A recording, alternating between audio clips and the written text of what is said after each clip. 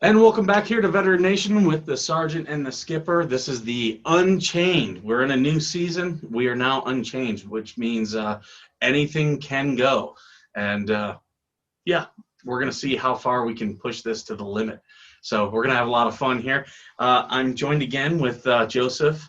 How you doing today? I'm doing pretty good, man. That's he was with us last show. He's with us this show. He's going to be around as much as he can, so that's going to be awesome.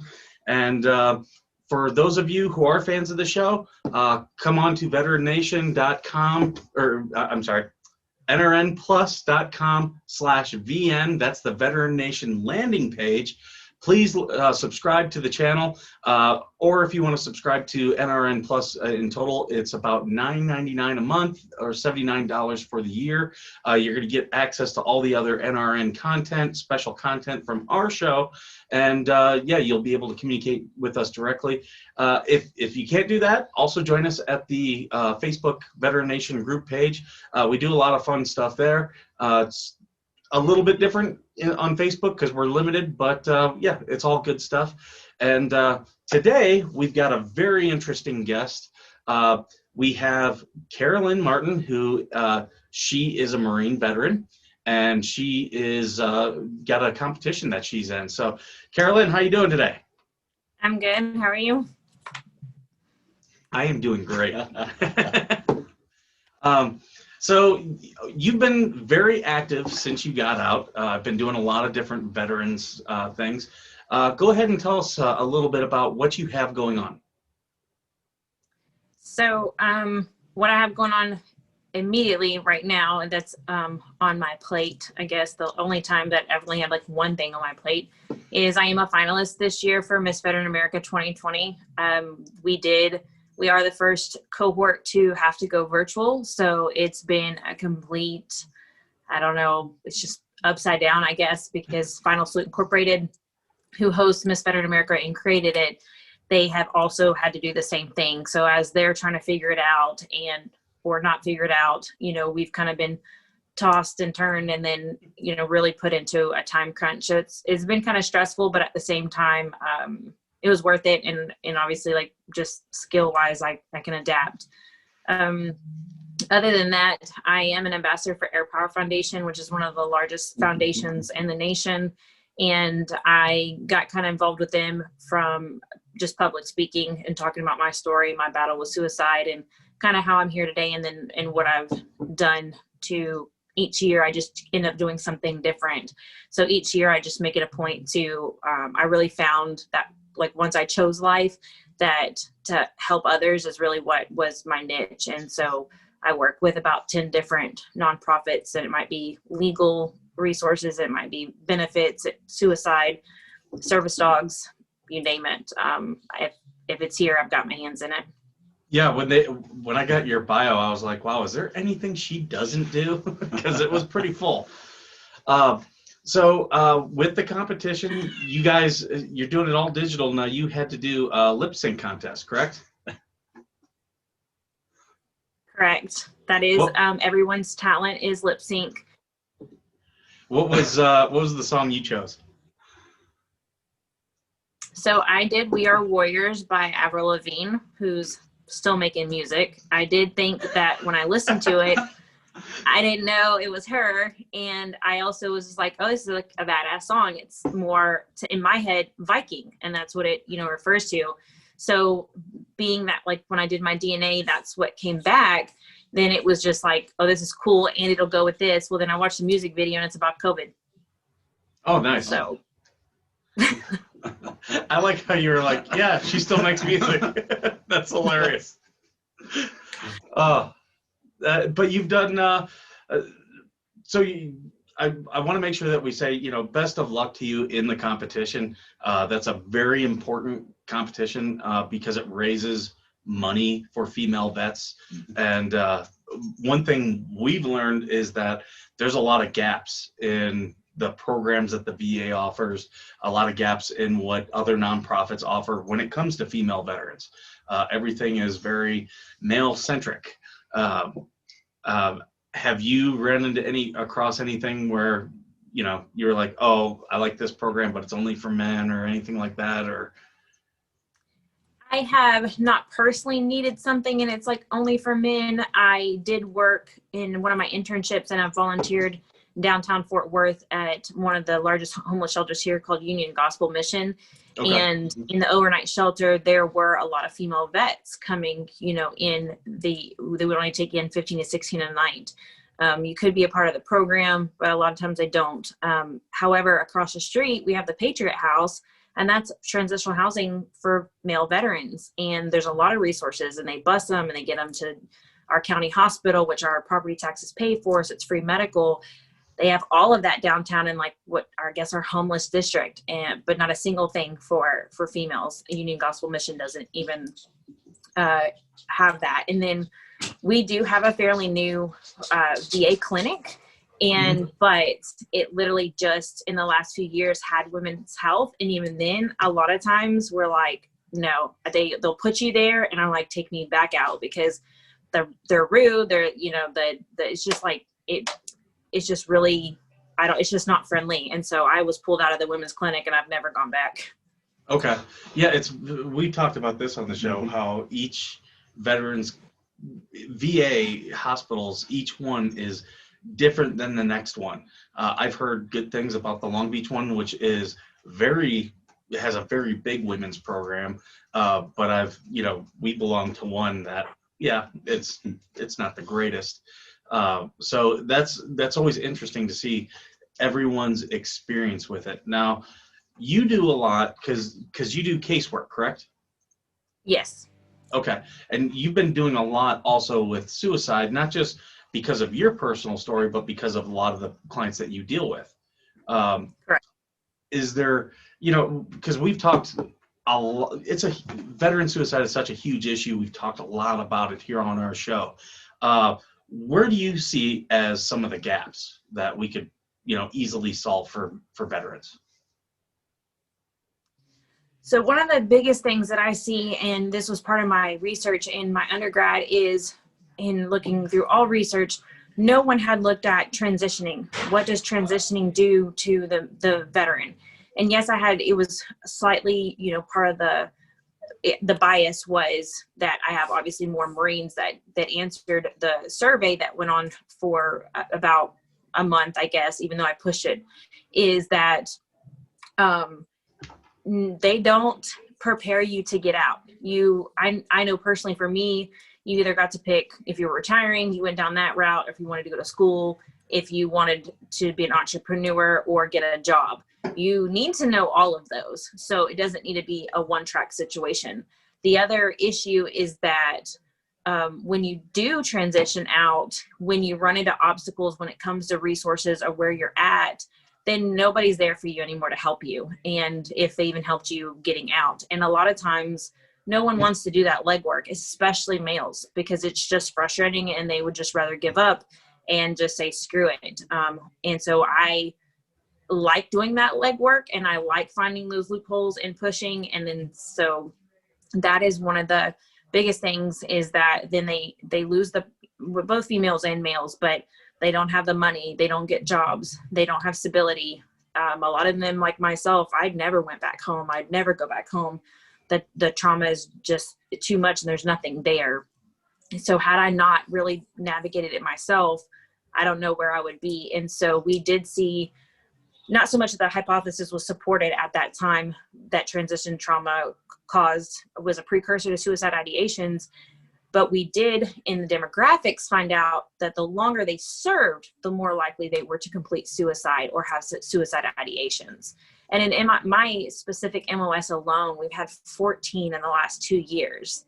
And that is what kind of like, why, what makes it there. So the transition truly is what is the biggest thing. And then after having this reunion that I did, it's camaraderie, losing that brotherhood, because if you're by yourself and you disconnect from what you've known and what like molded you into a young adult and you carried into an adulthood, is knowing that your existence matters. And I watched these men that joined, early 90s, give or take, or mid 90s, literally talking about how they didn't think that their existence mattered until this reunion. And you know, because social media, that's another thing.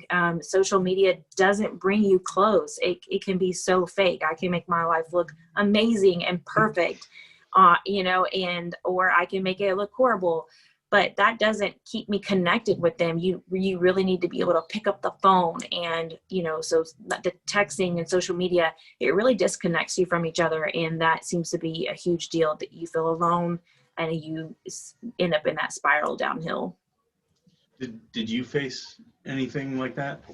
Yeah, I had a pretty rough time myself, even once I got out. I'm actually very lucky that I had the VFW, because pretty soon after I got out, I ended up also having one of my best friends, someone I served with, he ended up dying, and I actually went down in a really dark spiral. And if it wasn't for the people at the VFW, I probably wouldn't be here today.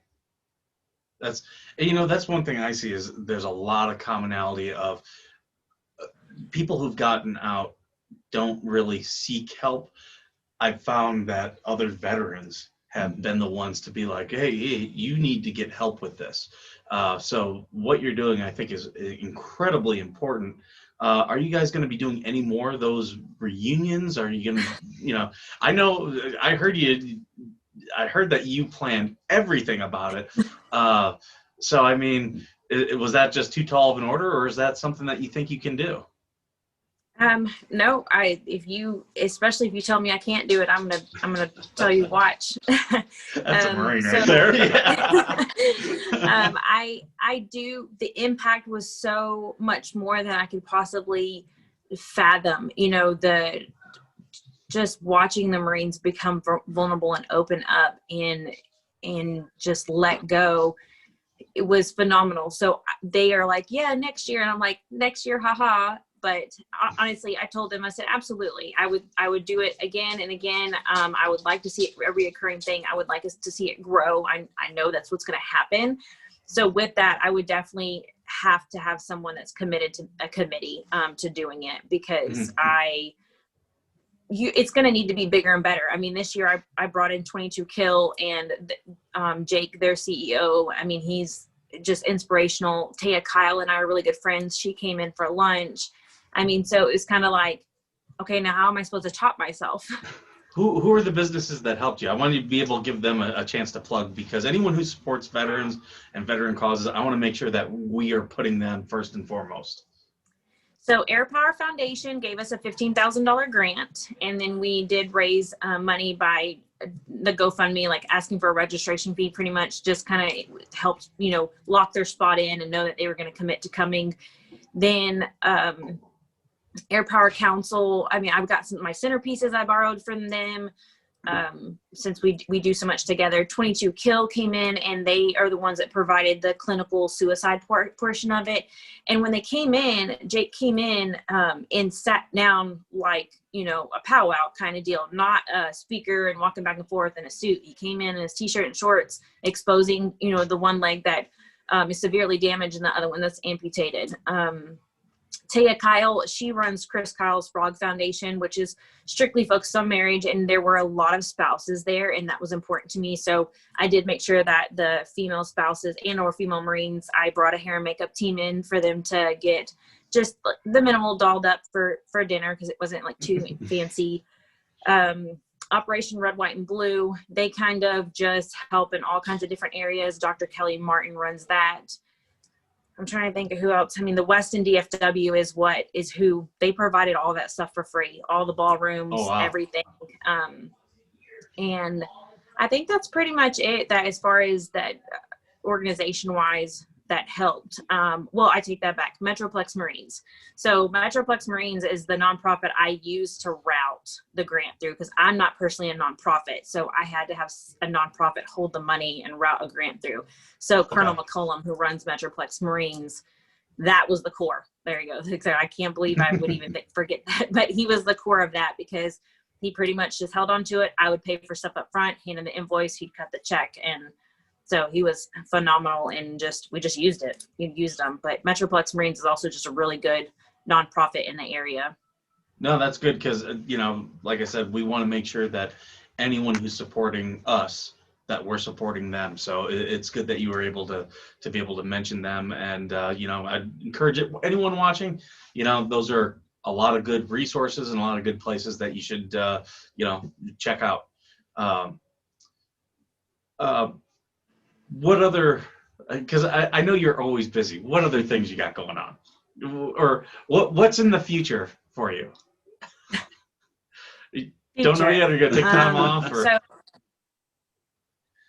no, no.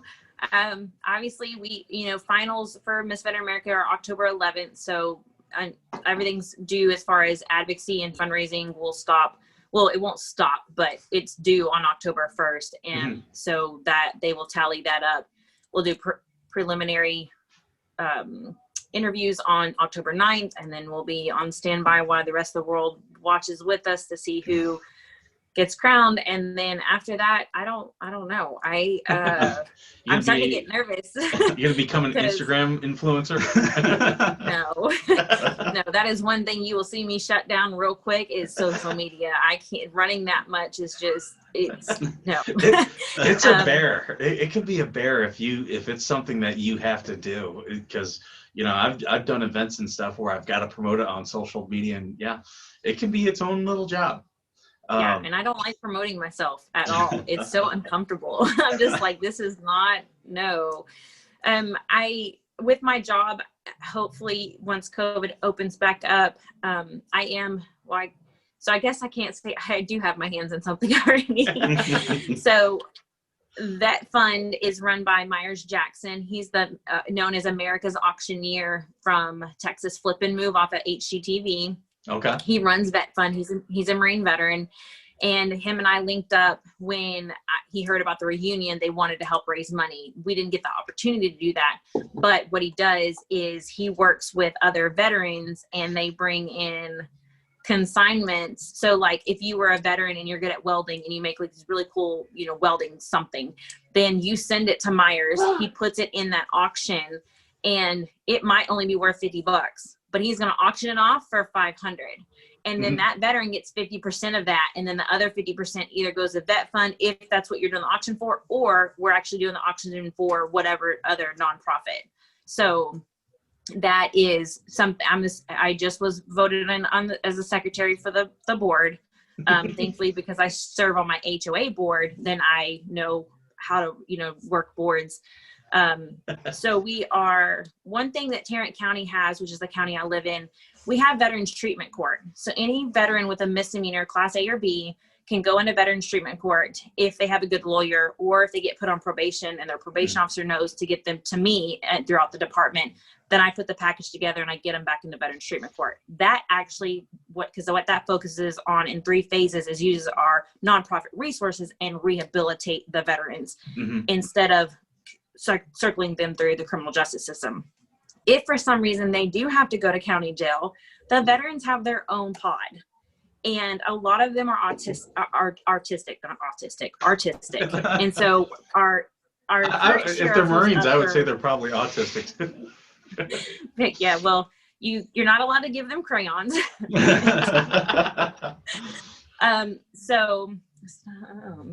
This is my fierce little one. This is Leah. She's 5.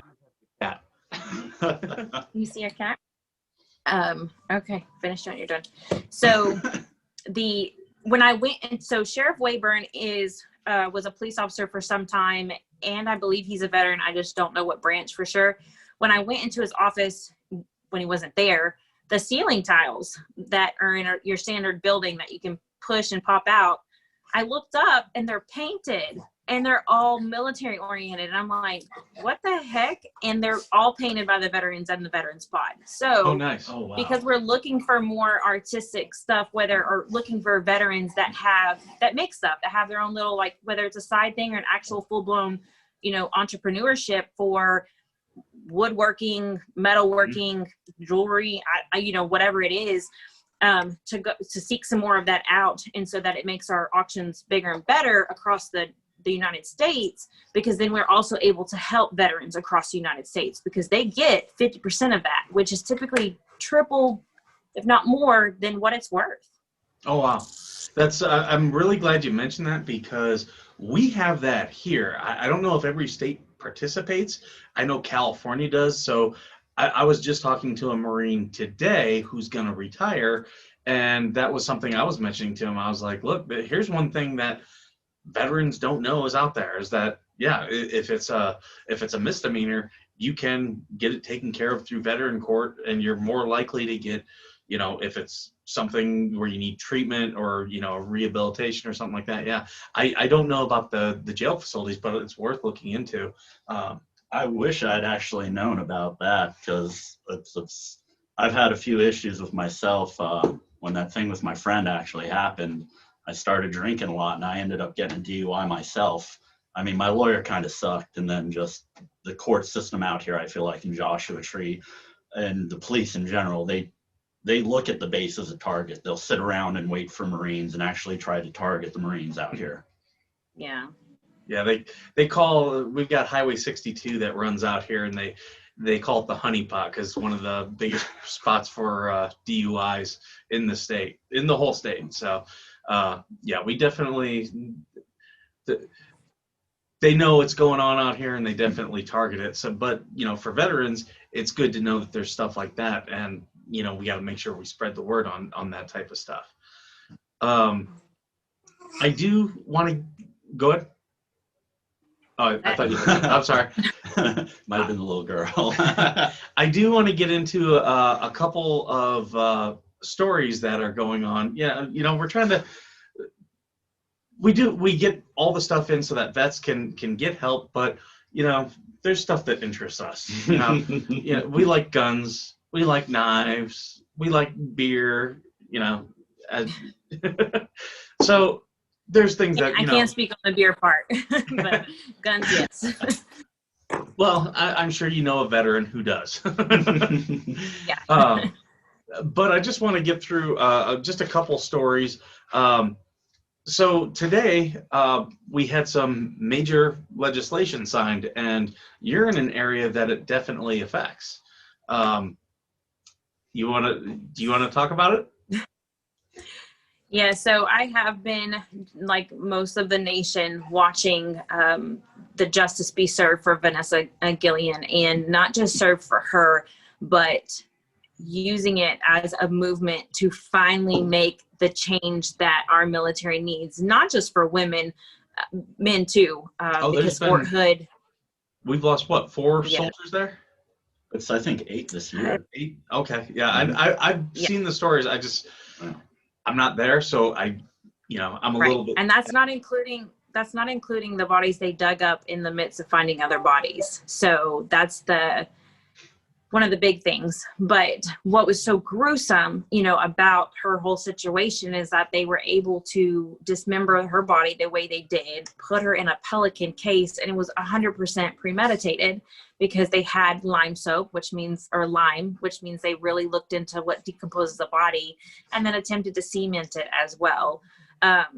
So there has been a lot of sex trafficking bust. There's been a lot of prostitution bust, and with today, they've been trying to get that bill where it would make anyone who needs to report sexual assault, harassment, anything at all, it takes it out of the chain of command's hands and goes into an outside contracted situation, because it's notorious, and stigma, statistics, however you want to look at it, stereotype, is that commands will start to sweep it under the rug, or opening your mouth is worse than just keeping your mouth shut. In this case, though, I mean, we ended up in a death for whatever reason, whether she knew something she wasn't supposed to or whatnot. But so they did do, the partisan today did pass, and they expect both houses, the House and Senate, to 100% push it forward, and we will see that an outside agency will, from this point forward, take care of that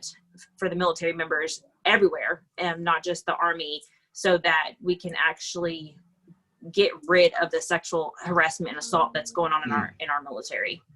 You know, I've had a couple people ask me about it, you know, people, because of doing this show and other things, and even though I don't know all the particulars, I haven't done a lot on the stories of it, I've said, here's one thing I do know, that there is some issue in the command. And what we're seeing is a symptom of the major problem.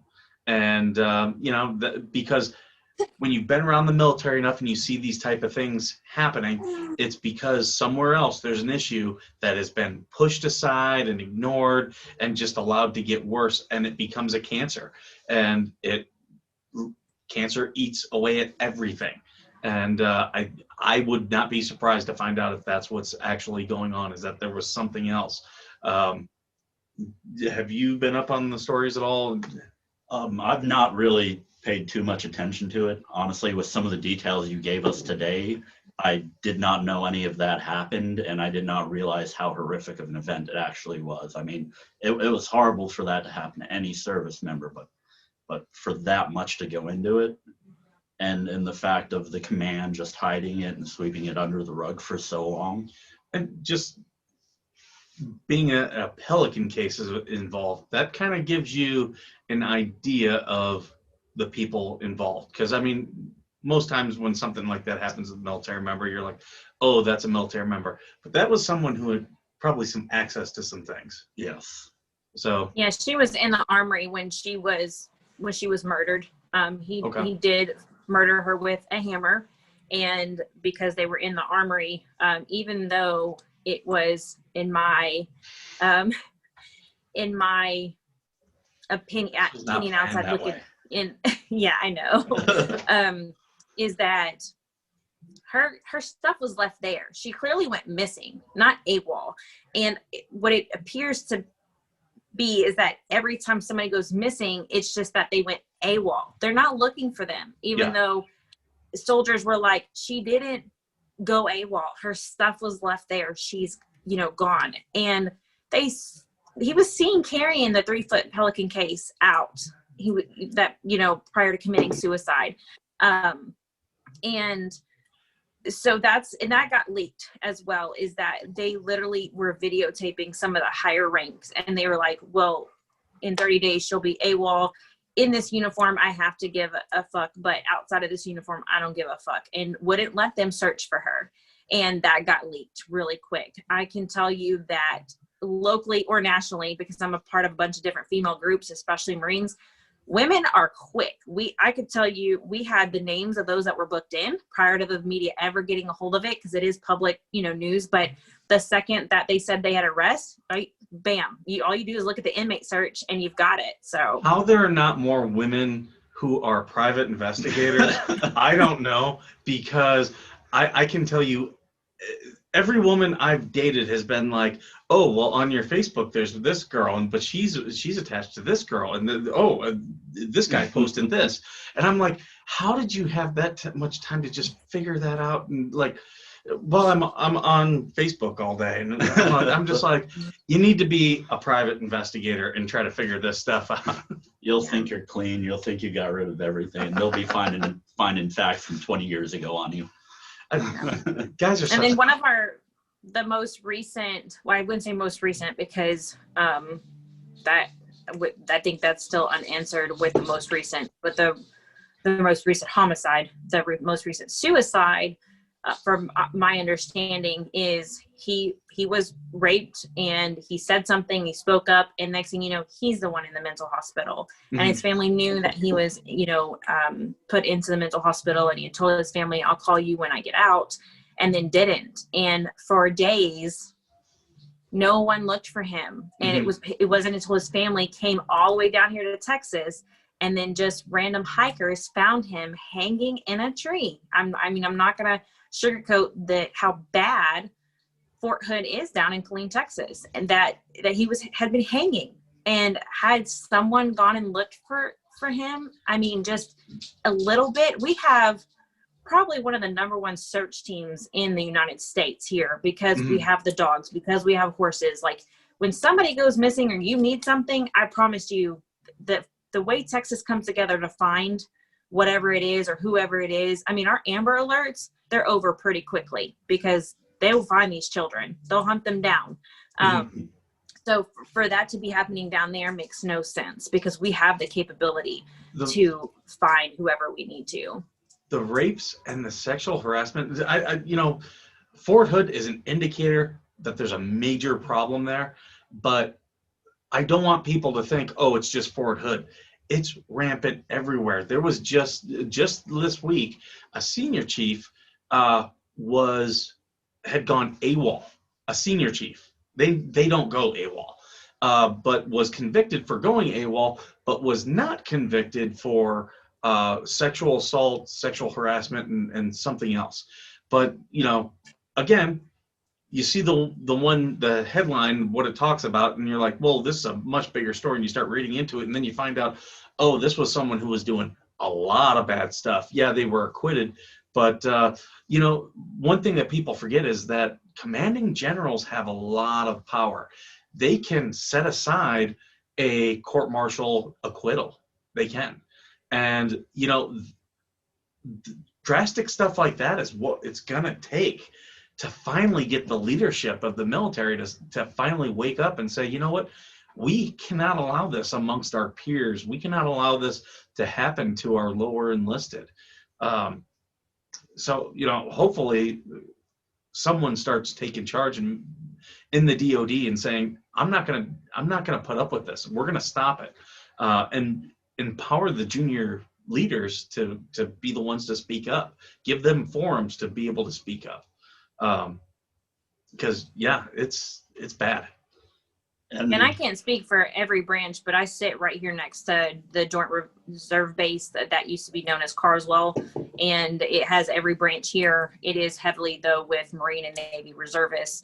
And I can tell you from my experience of just being in the area that there's a different breed of female Marines. I can't speak for other things, but we're talking about, they're upping that PT requirement, and then CrossFit got big, and just in general. And you're also seeing a different look, that whole, well, you don't look like a Marine. Well, what's a Marine supposed to look like? Either they're coming in and they could look like a model. It's not the stigma that every single one of them looks like a boy or a man and they're masculine. And the girls aren't putting up with it. The women, they're not. It's a knockdown drag out. They are holding firm to that, and that's also what it's going to take, unfortunately, is for them to be strong. The toughest females were always my favorite. My always favorite to serve with. Oh, I loved seeing them sometimes. Just a guy would think he can try and swing his dick around, and she would not deal with it, and she would put him in his place so fast. It was the most enjoyable thing to watch. Yeah.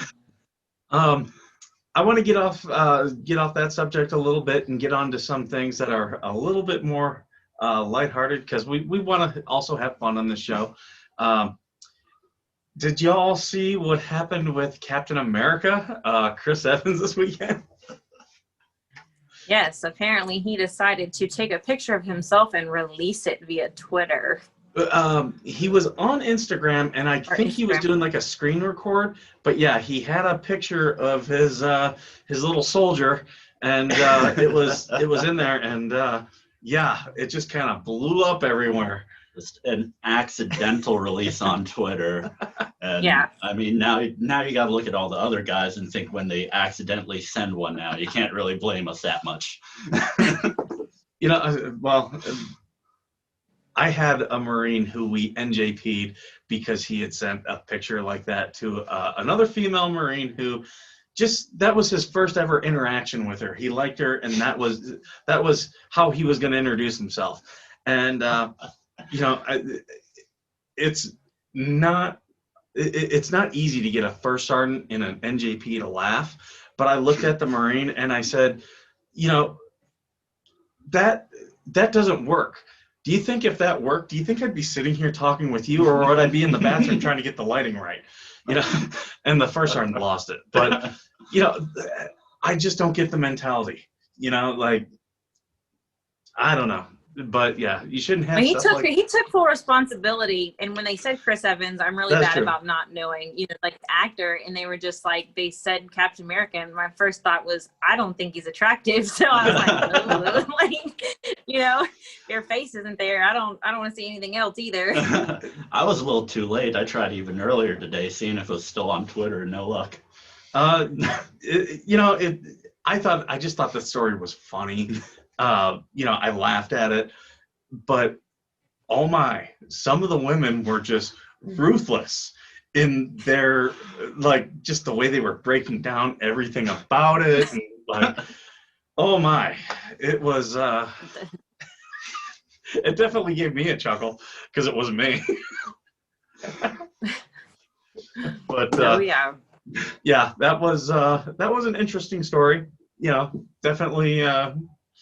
You know, I don't know if it's going to make me go to another Marvel movie faster or not, but It's funny too, though, because actually once that happened, one of the things he posted afterwards was he was trying to get the people to go out and vote. He tried to use that as, I guess, like, oh, you're coming to look at my page. Now go do something else. Yeah. From my understanding, he took full responsibility for it. yeah, he did. It was just a knucklehead move because it was in like a gallery of pictures. So, you know, if you weren't looking at that one first, but the thing that caught me though was how many pictures that he has of himself in his phone. There was only like 12 pictures there. And I'm like, this is a Hollywood actor, because like half of them were him at different things. And I was like, how big of a narcissist do you have to be in Hollywood? You know, that just points it out. But yeah, I thought that was a pretty funny story. I knew you would get a kick out of it. Oh, yes. I want to go through just some questions. I was on, I stole some questions from Ask Reddit. That's what everybody does. They steal from Reddit. Just because I want to see some things, I want to hear some stories that maybe you guys have. This first question is, what's something that the recruiters didn't tell you? Is there anything? How to do my hair. That's a good one, actually. Because, yeah, that's,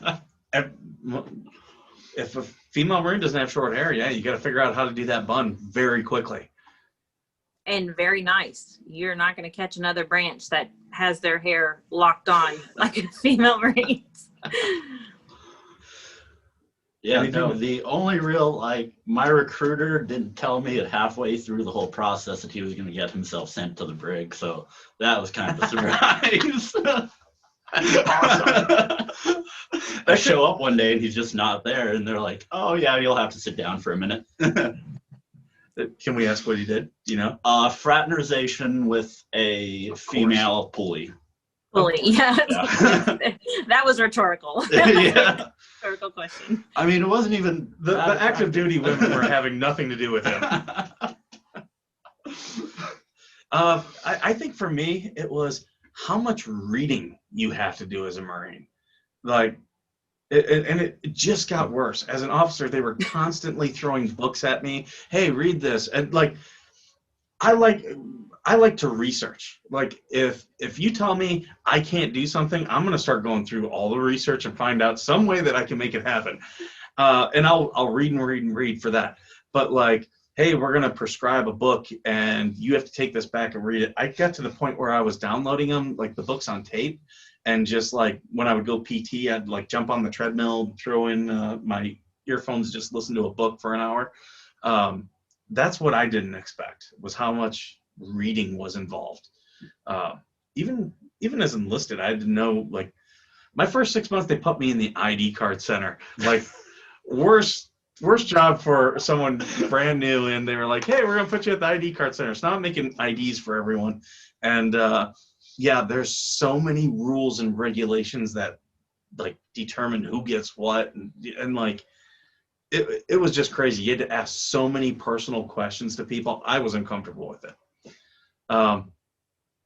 So yeah, that's a good one. Were you ever deployed?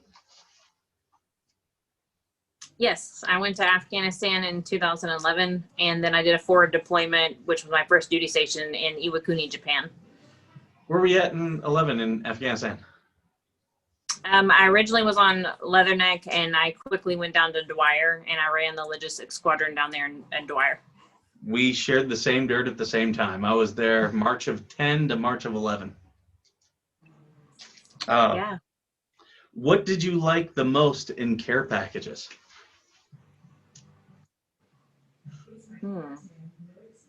I can tell you what mine was. There were two things. I liked the little packets that you could mix with the water, so then you didn't have to drink water all the time. And you very quickly got to find out which one was the good ones, because some of those things are crap. But I actually love the Walmart ones, the Walmart brand, little, mix it in the bottle, shake it up. Now you got strawberry, kiwi, whatever drink. So I was always going through and collecting those. The other thing was when they had the hot sauce, the little packets, and it was different ones. If it was one I hadn't tried before, I would collect those, because they always had hot sauce at the chow hall, but it was the same hot sauce. So I was always taking new hot sauces and just mixing them up and being like, okay, do I like this one? Do I like this one? And I enjoyed that part of it. I think for me, it was just because I've always been into video games and tech and stuff, it was just making sure I still got all my Game Informer magazines sent to me so I could sit there and read something. It's always the little things. Yeah, it is. For me, it was, I had, my great-grandparents were still alive at the time, and then a really good friend of mine we dated for a long time growing up, and he had committed suicide while I was in boot camp. And so I'm really close with his dad, who's a Vietnam veteran, and to this day I still am. And for me, both my great-grandparents and him we wrote letters. It was the first time that, like, since social media, that I was able to, like, actually, even if it was a care package, what I wanted inside was that letter. And especially my great-grandpa, for whatever reason, would always draw these, like, little characters with big bows, like bow ties. And that was just something, he would actually take the envelope that I sent my letter in and turn around and use it to write back, and then put it in another envelope. So he just did random, like, creative stuff, and it was just neat to be able to write letters back, I guess. I didn't really care about all the food, because down in Dwyer, I can't speak for Leatherneck, and I'm not scared of anything but those rats. Oh my gosh, I would literally sit, they're huge. I was like, what is these? And they would just run around across the, because we had tents. We weren't had anything fancy like Leatherneck. So I would sit there on nights, and I would just have my knees up. So I didn't care about the food, because that's what brought those rats around. Yeah, that's those things.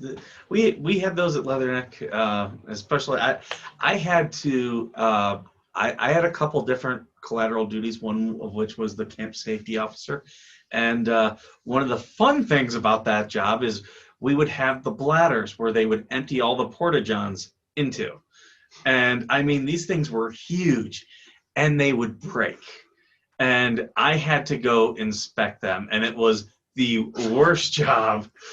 Like, I've got a picture of me, like, because everyone out there wanted cars. Like, they all wanted, like, oh, our section wants a van. I was like, give me 4 Gators. And they were like, Gators? I'm like, yeah, 4 Gators. So I had my own. My boss had his own, and then I gave 2 to the Marines. And I'm like, here you guys go.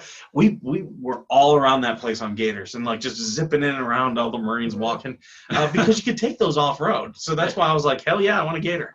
That's where I started my love of ATVs. But I would take mine down and inspect. And I still got a picture of me on a Gator out there inspecting them. And oh my God, it was so bad. The smell was just horrible. So yeah, when people are like, oh, officers get the cake jobs. Yeah, sometimes they'll really suck. Okay, I've got one last question here.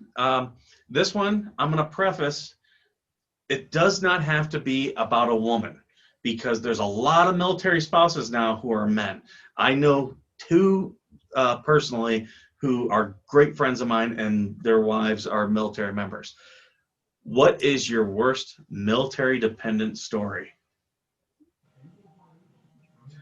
I don't think I actually have one. I never really interact I mean, I would know around the events we did together. Maybe that's when I would see them, but most of the time I just try to keep to myself. And and the closest story I have to it, I probably shouldn't be telling right now. And that's fine. That's fine. Do you have any? The only one I can think of right off the top of my head was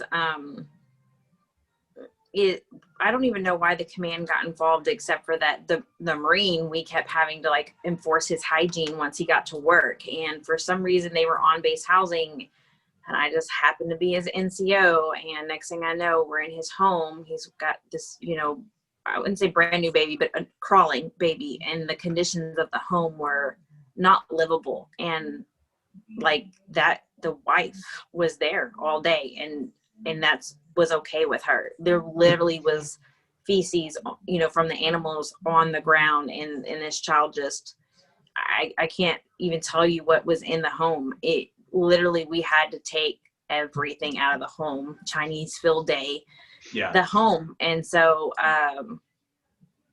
only for what? Because it's just going to go right back to that. And I think that was pretty much my only, you know, a lot of I was married to another Marine during that time, and he got out. I will tell you 100% that in getting out, instead of, I don't know, doing something with his life, he's super intelligent and there's no ill will whatsoever to this day. But instead, when like EDC started coming back, he had done ecstasy, and drugs are not like, I can't tell you about them. And he started to overheat, and I was like so angry. I was like, if you die, I'm just going to drag your body out in the yard and leave it. And so that honestly was, I guess, the only time I personally had, you know, he ended up being a dependent husband, and I sent him home to Houston, Texas, so that hopefully while I went to Afghanistan, that I'd be able to kind of clean up the debt he had created, and kind of maybe, I don't know, get him on track, except for the fact that I never saw him again. Okay. That's so yeah, mine was, you know, before I left active duty, I started recognizing that I had some issues, so I was going to base mental health, and they did a lot of like group things, and spouses were allowed into those groups, and one pulled me aside the one day because I was an officer and not in her husband's command. She was not trustful of her husband's command at all, and she wanted to talk to me and ask me some questions. And, you know, I agreed. I was like, yeah, okay, so she'd ask me questions about just different things, because she had her own personal issues, but then her marriage had issues. But she wanted to know some information about what was going on the base, because, you know, she was always getting the scuttlebutt of the wives and housing. And I was like, well, how about this? We'll just start trading information about stuff. So if she heard about something that was not right, she'd let me know. I would talk to, you know, the leadership of like the PMO and be like, hey, start looking at these type of things. And, you know, likewise, she would ask me questions about just different things, and I'd be like, oh yeah, this is going to be a problem, or yeah, that's not a big deal, like what they're making it out to be, that type of thing. But one night I was at home, I get a call from her, and she's like, what are you doing? And it's like a Tuesday or Wednesday night. I'm like, I'm at home, I'm about ready to go to bed. Why? What are you calling me for? And she's like, guess where I am? I'm like, where? And she was out in the training side of base. And I'm like, what the hell are you doing there? She's like, oh, you know my girlfriend? And it was a wife who was separated from her husband, and they were on the path to divorce. I'm like, yeah. And she goes, yeah, the Danish army's on base doing training right now, and she's in the bathroom with one of them. I don't know what's going on. I'm just sitting out here by myself.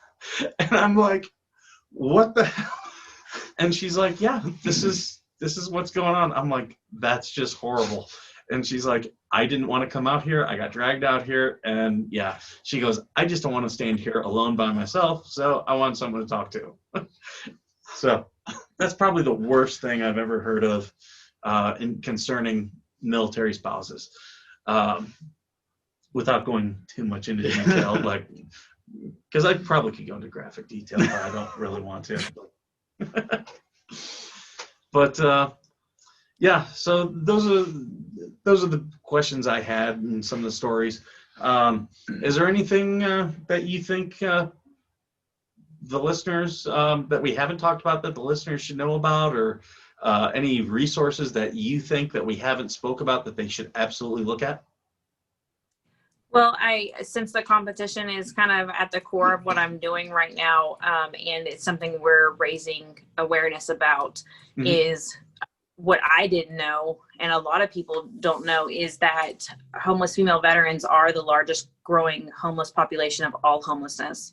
On Mhm. any given day, there is estimated to be 55,000 homeless female veterans on the streets, and it's also they're undercounted because if they Okay. have children, then during what HUD pick, which is for 24 hours one time a year, that HUD in every area will go through and count in the shelters and the streets and stuff like that. The issue is that with females, if they have children, you're not going to catch them in those shelters. You're not going to catch them on the streets. They're going to be in cars, couch surfing, which is still legitimately by definition homeless. And there are also women out there that don't know that Final Salute Incorporated can also help with emergency funds. So they have 3 major programs. One of them, the acronym's HOME, and that is their housing outreach, mentorship, and then that helps with transitional housing and provides them that. And then there's SAFE, which is an acronym, and it goes through the financial education portion of it. And if I remember correctly, everyone who does HOME goes through SAFE because, you know, they're trying to set you up for success. All of that's still locally based in Alexandria, Virginia. But throughout the U.S., if you needed help with rent or water, electricity, something like that, they can help. And then they have Next Uniform, which this year was postponed. And Next Uniform helps women transitioning. So it helps them get headshots, do kind of a makeover, get some business hire, all free of charge. So that's the biggest thing. And when I was posting about Final Salute Incorporated, I can't tell you how many women were like, I wish I'd have known about this. I wish I'd have known about this.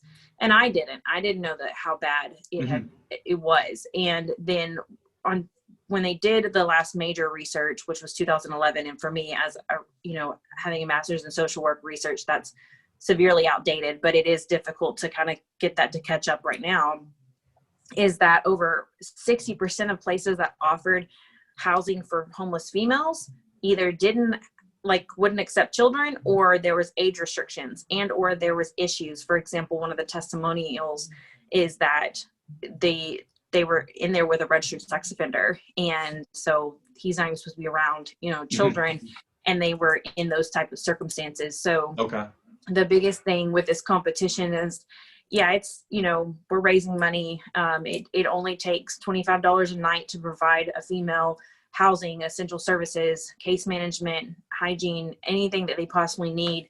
And that's why, like, the tickets that are on sale for virtual, $25. You'll see a lot of things that are $25 for them, is just mainly like continuing to keep that awareness spread, because that's got to change. I mean, homelessness isn't okay for anyone, but especially for women and children. And I don't know what it's like to be homeless as a veteran with children, but I do know what it's like to be homeless as a child and then as a young adult, which is what put me in or like why I went into the Marine Corps, because I didn't have a home. And then when I did as younger, it was unstable, and the innocence of children, they don't deserve that. And so we need to do better by, we like totally threw me off. Sorry. Oh, you were talking so about how you didn't have just the innocence of that. Yeah. So in the innocence of that is the children don't understand. And so we hopefully, not just organizations like Final Salute, I would like to see them expand. They would thrive if we were to duplicate them here in DFW. That would be like a real future project, in my opinion, is to do that, just because I know we have the political background here that to back it, if that makes sense. Like our mayor Betsy Price was part of homing the 100 veterans in 100 days, and it was actually 180 plus in 100 days. And then Kay Granger, the congresswoman from my area, she's the reason why our VA, if you need something in that VA and they don't do it, you just say, I'll contact Kay Granger, and they're doing backflips. And if you really do have to contact that office, in less than 24 hours, somebody is on the phone with you and they will make sure that you get what you need. And so that has really changed this area. So as much as the competition, people see this crown and, you know, think a beauty pageant, it's absolutely not. It's about advocacy, and we're competing to be the face of Final Salute. All of us are pretty passionate about that. I can't say I'm more passionate than other people, but there are a lot of factors that I endured in that list that caused homelessness. And so it's important for female veterans and veterans in general to know that that resource is out there no matter where you're at. Other resources out there, 22 Kill, they have programs and that can be accessed nationwide. There are different things I can speak of, like more, you know, I know some service dog areas in different places throughout the United States that will either train your dog that you already have if they'll pass the temperament test, and or provide a dog for you and go through that training and stuff. I know here, Cowtown Warriors, all they do every year is raise money. And then say, for example, honestly, my boss is 33 years old and she's a Navy veteran. She did 2 tours to Bahrain and she survived breast cancer, only for her to now have bone cancer everywhere, and it's metastatic. So she's stressing about these bills, you know, the vet bills and some other things that don't have anything to do with her treatment. And that's what Cowtown Warriors does. You apply for it. And in my case, I am 100% permanent and totally disabled. I have a neurological disease or disorder, however you want to look at it. And I needed a different bed. And so, not to sound like vain or at all, but my bed cost $8,000. And I can believe it. they bought with the contract what they have with Mattress Firm, they paid for it, and they didn't pay that price, obviously. But then when they saw my budget worksheet or kind of like other finances, because I am a one income household right now, my husband's a veteran, but he's in school, and the GI Bill's been completely messed up with COVID. So I've worked for 5 years on top of my medical issues. I literally think I've been in a radiation machine of some sort every week at this point, if not more than once. But that they then saw that we had to replace our AC unit for our whole house, and then they paid that off too, and that's not even what I asked for. So there's all, and you don't have to be in Texas to receive that help at all. It's just a matter of networking. That's probably the number one thing that a lot of people don't believe in, but it changes your life. You can reach there's no end to what you can do when you start networking and working with other people. Absolutely. That's we're going to be doing some things on the show. In fact, I'm going to be doing probably either a video or a series of videos on helping veterans learn how to apply for federal jobs, because that's a difficult system to navigate. But I'm glad you mentioned a lot of those nonprofits, because we are trying to get the word out about them so people understand that there is help out there, but it's all networking, just like what you were talking about. Almost every program I found out through other vets. Oh, and was that your service dog? Yeah. So here's my service dog, Coco. He's an English chocolate lab, and he's 10, and he still works just as well. He's a sweet, sweet boy. Oh, that's we got to get Joseph a service dog. He's the one left out right now. Yeah. Well, I really want to thank you for coming on the show today. I think you've definitely brought forth a lot of resources for veterans. I love that. That's absolutely what we're here to do. Okay. And a lot of positivity, because we talk about heavy issues here, so whenever we can bring positive stuff here, we want to make sure that we're doing it. So I absolutely want to thank you for coming on. Do you want to plug any of your social media or anything for the competition? Help get the word out? So thankfully I learned about Linktree thanks to another female veteran who is phenomenal with the Instagram world. So my Facebook handle and Twitter are both the same. It's at Carolyn, which is Karalyn, M for Martin, for MVA 2020. And then Instagram it's just shortened because I actually do go by Kara. So it's Kara M for MVA 2020. And that's pretty much, and then each one of those have my link tree. And then from there, there's a chocolate raffle that's worth $300 worth of chocolate donated by Lift Chocolate. It's a marine owned chocolate company. Oh, and excellent. It is. And so he donated the $300 worth, and it's $10 an entry, multiple entries, and the money goes straight to Final Salute. There's a direct link to the Facebook fundraiser. There's also shirts and masks available that are printed on demand that are real cost effective. That money also goes into that. And then just other information, just following my pages in general to continue to follow me on this journey and or reach out. I actually just randomly had somebody say, hey, I read your bio, talk to me about school. I want to do social work. So anything like that, not just for the competition, but that link tree will give you access to everything, to include tickets. But the biggest thing with tickets that I hope, and of course, not everybody listens, but anybody that buys tickets or decides to do a sponsorship, if they don't contact me and tell me that they did because they heard it from me, then I don't get credit for them buying the tickets. Okay. And I personally want to be able to thank those that buy tickets because you heard it from me for supporting me in this, and know who's watching, I guess, nationally on October 11th before I pass out. But so that's pretty much it. And I try to stay as active as I can on there and actually, really interact with everybody that's on there. And I've been going live for lunch on Wednesdays, just to kind of update everybody. And so. Awesome. I guess the thing we really want to know is if we can check it out on your profiles, then is there going to be a video of you doing that lip sync on there? So it'll be aired on the nationals, and then after that, then it's for release. I have rights to it. All right. I do have my semi-finals video. What a lot of people don't know, and I'm not big on advertising it, is I've done 2 movies.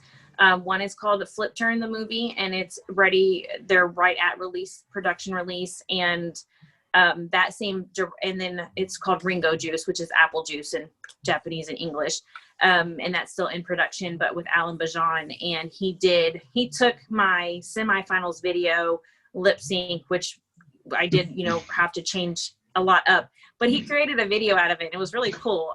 So that is something that is available for me to share, but the other stuff is something that we all had to record, and it'll be aired nationally. But I think it was cool. I mean, I think the awesome. semifinals but yeah, I put a lot of effort into the whole hair, makeup, and costume, and that was a big barrier for me because I don't like being in front of the camera. Now you just got to apply for your SAG card, and then we'll see you on more stuff. Yeah. Well, thank you very much for coming and telling us about everything that you have going on. Don't forget about us, because I know you're going to be into something else, because you're that type. I understand it. You're like me. You can't just let something go. You got to think about the next thing. So when you do, reach out to us. We definitely would want to have you back on and be able to plug anything else you have going. And thank you for everything that you do. All right, thanks for having me. I'm grateful to be on today. It was a lot of fun. We try to keep it fun and light. Yeah. But for all the our viewers on here today, again, I'm gonna remind you to go to nrnplus.com/VN and subscribe to our show. Go onto our landing page, look at all the stuff that we have there. Again, it's $9.99 a month, or you can pay $79.99 for a year subscription. We're also going to be streaming this out on YouTube, and it also streams on Periscope and OpsLens, the OpsLens network. We're on there. So, check us out there. Also join our Facebook group. That's just Veteran Nation on Facebook. And let us know if there's someone else that you want us to have on as a guest. If you have a business and you want us to plug, I know I would be up for them sending us stickers or shirts. We're doing Hawaiian today, but yeah, if you have a product, we'll wear your shirt or hat or something. I am a size extra large. But also food. We will taste test your food. Because I had a hot sauce guy who reached out to us, so we could do one of those hot sauce tasting videos and see who can. Oh, definitely, yes. I've got no problem It could with be any bad. swag. It could go so bad. But I guess I didn't even realize the Hawaiian theme, because I guess I could have thrown in that my husband's half Portuguese from Hawaii, and so my daughter's name is Kalia, and a lot of Hawaiian tradition in this home. Our last episode, we both had black shirts on and we were keying out, so they told us to do contrast. So he said, "Let's go Hawaiian." I was like, I'm in. So, but we're gonna do some cool stuff. Oh yeah, We're gonna have fun with this. Yeah, every episode I think we have more fun. Oh, it's getting better, yeah. So, all right, thank you everybody. Carolyn, thank you very much, and yeah, have a great week. Have a good one. You too. Thanks.